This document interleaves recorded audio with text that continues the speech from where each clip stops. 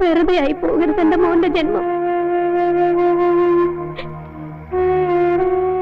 എന്റെ മോൻ പോണം, അല്ലെങ്കിൽ അച്ഛന്റെ ആത്മാവ് പൊറുക്കില്ല. ശരിയമ്മേ, ഞാൻ പോവാം.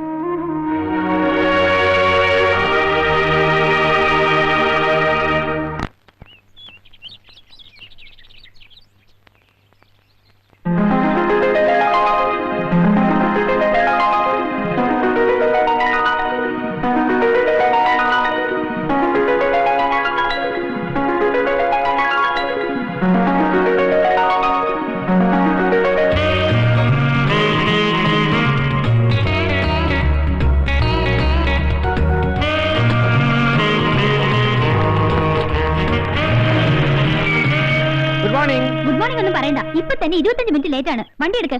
ആ, ഇങ്ങോട്ട് ഇറങ്ങണം. എന്താ നോക്കുന്നത്? പറഞ്ഞു മനസ്സിലായില്ലേ? ആഭ്യന്തരമന്ത്രിയുടെ പെങ്ങളാ. അതുകൊണ്ട് കോളേജിൽ പോയി ലേറ്റ് ആയതുകൊണ്ട് പിന്നെ വണ്ടിയും ലേറ്റാ. അതുകൊണ്ടാ. സ്ഥിരമായിട്ട് ഈ സാറാണ് തന്നെ കോളേജ് കൊണ്ട് വിടാറ്? അതെ. എനിക്ക് പോണം. തന്നോടല്ലേടോ പറഞ്ഞത് ഇങ്ങോട്ട് ഇറങ്ങാൻ? മന്ത്രിയുടെ പെങ്ങളെ കോളേജിൽ കൊണ്ട് വിടാനുള്ളതല്ല പോലീസ് ജീപ്പ്. അവളെ കോളേജ് കൊണ്ടാക്കാനുള്ളവനല്ല പോലീസുകാരൻ. മനസ്സിലായോ? മേലാൽ ഇത് ആവർത്തിച്ചാലുണ്ടല്ലോ.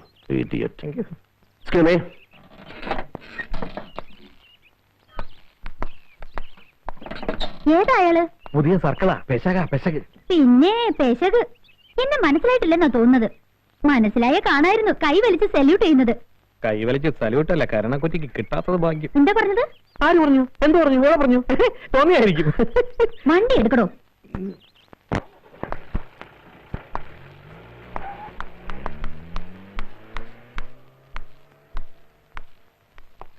എന്താ അറിയോളൂ?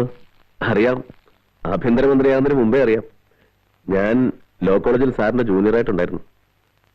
ഇല്ല, സാറിന് എന്നെ ഓർമ്മ കാണില്ല, പക്ഷെ എനിക്ക് സാറിന് നല്ല ഓർമ്മയുണ്ട്. ഈ ശബ്ദവും അന്ന് ലോ കോളേജിന്റെ ചുവരുകളെ പോലും പിടിച്ചു കുലുക്കിയ ശബ്ദമല്ലേ ഇത്. പിന്നെ എന്റെ കൂടെ പഠിച്ചിരുന്ന അശ്വതി എന്ന സാറ് കൊടുത്ത കത്ത് ആദ്യം വായിച്ച ഞാനാ. നല്ല ബെസ്റ്റ് പ്രേമലേഖനം. തന്റെ അച്ഛനെ കുറിച്ച് ഞാൻ ഒരുപാട് കേട്ടിട്ടുണ്ട്. വായിൽ സ്വർണ്ണക്കരണ്ടിയുമായി പിറന്നു വീണിട്ടും നിയമപാലകന്റെ കുപ്പായമണിഞ്ഞ് അവസാനം ഒരു സംഭവം ഉണ്ടായാൽ ഉടനെ ഒരു അന്വേഷണ കമ്മീഷൻ, അല്ലെങ്കിൽ ഒരു CBI അന്വേഷണം. ഇവിടെ പോലീസും ഒരു ഡിപ്പാർട്ട്മെന്റ് എന്തിനാ? ആ പേരുദോഷം ഒന്ന് മാറ്റിയെടുക്കണം. അതിന് തനിക്ക് കഴിയും എന്ന് എനിക്ക് തോന്നിയതുകൊണ്ടാണ് തന്നെ ഞാനിപ്പോ വിളിപ്പിച്ചത്. സാറിനെന്താ ഇപ്പൊ അങ്ങനെ തോന്നാൻ? ഡിപ്പാർട്ട്മെന്റിൽ ചങ്കൂറ്റുള്ള ആമ്പിള്ളേരാരും ഇല്ലേ? ആഭ്യന്തരമന്ത്രി എന്നുള്ള നിലയിൽ ആ ചോദ്യത്തിന് ഉത്തരം തരാൻ ഇപ്പൊ എനിക്കാവില്ല. ബട്ട് അതിനാണ് അതിനുള്ള ഉത്തരം. ഒന്നും പറയാനും പ്രവർത്തിക്കാനുള്ള ചങ്കൂറ്റമില്ലായ്മ. എല്ലാം ഒറ്റവാക്കിൽ പറഞ്ഞ് രക്ഷപ്പെടാൻ നിങ്ങൾ മന്ത്രിമാർക്ക് കിട്ടിയിരിക്കുന്ന ഒരു വാക്ക് ബട്ട്. അമർനാഥ്, മന്ത്രിമാരും മനുഷ്യരാണ്. അയ്യോ, അല്ലെന്നാര് പറഞ്ഞു? 8 വയസ്സുള്ളപ്പോൾ ഒരു മന്ത്രിയെ ഞാൻ ആദ്യമായിട്ട് കാണുന്നു. നക്സലൈറ്റുകളായ 3 കൊലക്കേസ് പ്രതികൾ എന്റെ അച്ഛനെ ജീവനോടെ ചുട്ടുകരിച്ചപ്പോൾ വികൃതമായ മൃതദേഹത്തിൽ റീത്ത് വെക്കാൻ വന്നത് ഒരു മന്ത്രിയാണ്. പിന്നെ കാണുന്നത് ഒരു സ്വാതന്ത്ര്യ ദിനത്തിൽ വെള്ളവസ്ത്രമെടുത്ത് നിൽക്കുന്ന എന്റെ അമ്മയുടെ കയ്യിലേക്ക് അച്ഛന്റെ മരണാനന്തര ബഹുമതിയും 5000 ഉലുവയും വെച്ചു കൊടുക്കുന്ന ഒരു മന്ത്രിയാണ്. 5000 രൂപ തിരിച്ചു കൊടുത്ത അത് വേറെ കാര്യം. പക്ഷേ മന്ത്രി എന്ന പദത്തിന്റെ അർത്ഥം എനിക്ക് ശരിക്കും മനസ്സിലായത് എന്റെ അച്ഛനെ കൊന്ന അതേ പ്രതികളെ ധീരവിപ്ലവകാരികൾ എന്ന ലേബലിൽ മാലയിട്ട് സ്വീകരിക്കുന്ന അതേ മന്ത്രിയെ കണ്ടപ്പോഴാണ്. ആ പട്ടികയിൽ എന്നെ പെടുത്തരുത് അമർനാഥ്. ആഭ്യന്തരമന്ത്രിയായിട്ടല്ല ഞാൻ ഈ സംസാരിക്കുന്നത്, പച്ചയായ ഒരു മനുഷ്യനായിട്ടാ. അല്ലെങ്കിൽ പഴയ സീനിയർ സ്റ്റുഡന്റിന്റെ സ്ഥാനത്ത് നിന്നുകൊണ്ട് പറയാം. നിങ്ങളുടെ സേവനം ഡിപ്പാർട്ട്മെന്റിന് വേണ്ടി ഞാൻ ആവശ്യപ്പെടുകയാണ്.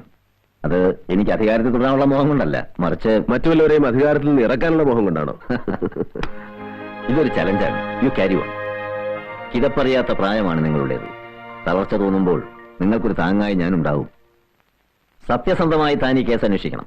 ഇതിലെ പ്രതികൾ ആരായിരുന്നാലും ശരി വിളിച്ചിട്ട് കൊണ്ടുവരണം. ഈ വാക്കുകൾ എനിക്ക് വിശ്വസിക്കാമോ?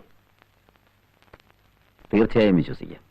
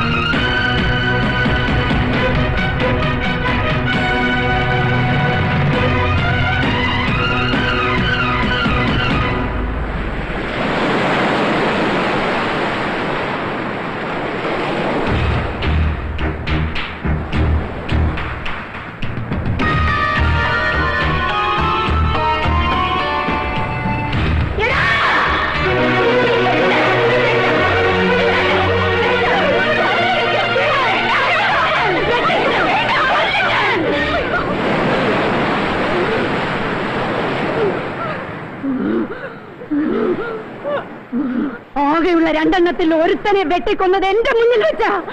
മറ്റവനെ കണ്ടിട്ട് ദിവസം 4 ആയി. പിടിച്ചോണ്ട് പോയതാ പോലീസുകാര്. പറ, അവനെയും കൊണ്ടുപോയി കൊന്നു. പറ പറ മോനെ, നിനക്കും ഇല്ലേ ഒരമ്മ? പറ പറ മോനെ. എന്റെ മോനെ വിടെ. പറ മോനെ.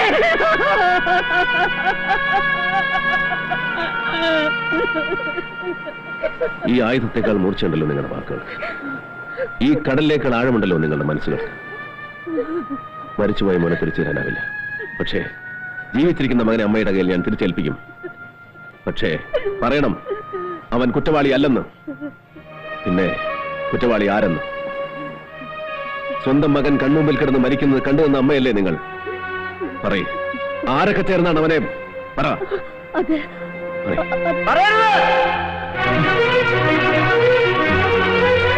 ഇവർ പറയുന്നത് വിശ്വസിക്കരുത്. ബാക്കിയുള്ളവരെ കൂടെ കൊണ്ടുപോയി കൈക്കൂലി വാങ്ങുന്ന ദുഷ്ടന്മാരാണിവർ.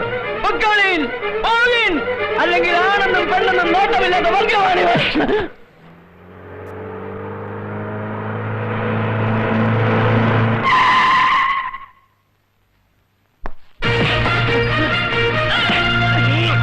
ഈ കേസിന്റെ എഫ്ഐആർ അവിടെ? അത് എഴുതിയിട്ടില്ല സാർ. എഴുതിയിട്ടില്ലേ? അവരെ അറസ്റ്റ് ചെയ്തിട്ട് 3-4 ദിവസമായിട്ടുള്ളൂ സാർ. അപ്പൊ ഇവരെ കോടതിയിൽ ഹാജരാക്കുന്ന പരിപാടിയൊന്നുമില്ലേ? ഞാനപ്പോ ലീവിലായിരുന്നു.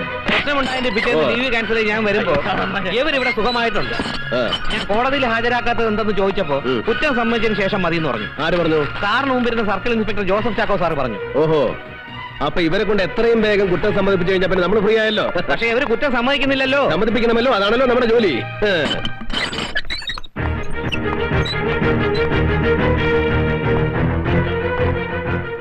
ആണാണെന്നും പെണ്ണാണെന്നും നോട്ടമില്ലാത്ത വർഗമാണ് പോലീസുകാരൻ തന്നോട് ആരാ പറഞ്ഞേ?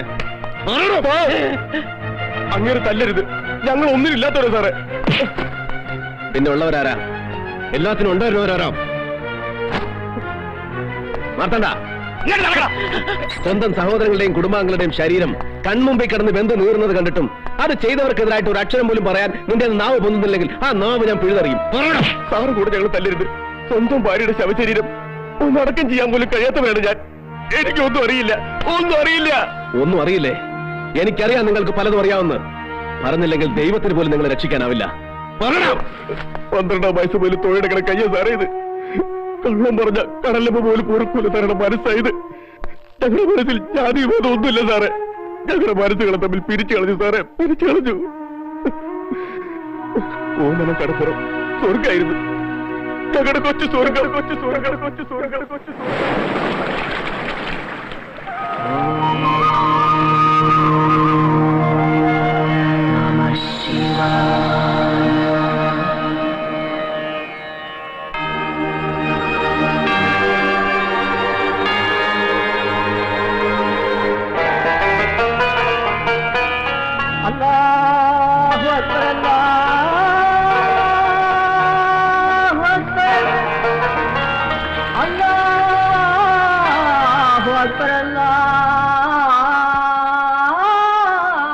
എന്റെ മുന്നിൽ ഹമീദിന്റെ മുൻ ബഷീർ ഒരുമിച്ച് കളിച്ചോളുന്നവരെ. ബഷീറാണെങ്കിൽ ഉമ്മില്ലാത്ത കുട്ടി. അവർ തമ്മിൽ ചേർന്ന വികൃതി പലതും കാട്ടും.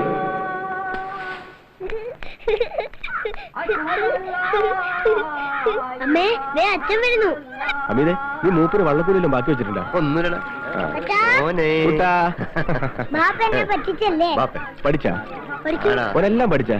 എടുക്കാൻ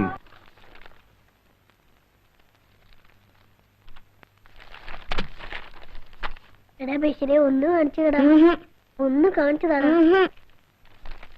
ടീച്ചറെ വിനോദ് നോക്കിയിരുന്നു. നിനക്കെന്താ ഹരിക്കാൻ അറിയില്ലേ? ടീച്ചറെ എന്ന് ഇവ എങ്ങനെയാ എന്റെ പുസ്തകം നോക്കി എഴുതാറ്? ശരിയാണോടാ? അല്ല ടീച്ചറെ, ഇവൻ കള്ളവാ പറയുന്നേ. നോക്കി എഴുതും പോരാ പിന്നെ കൊള്ളവും പറയുന്നോ? വീട്ടിലോ കൈ.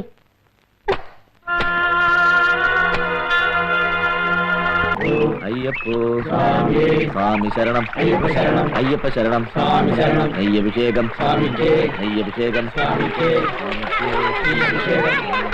നെയ്യഭിഷേകം.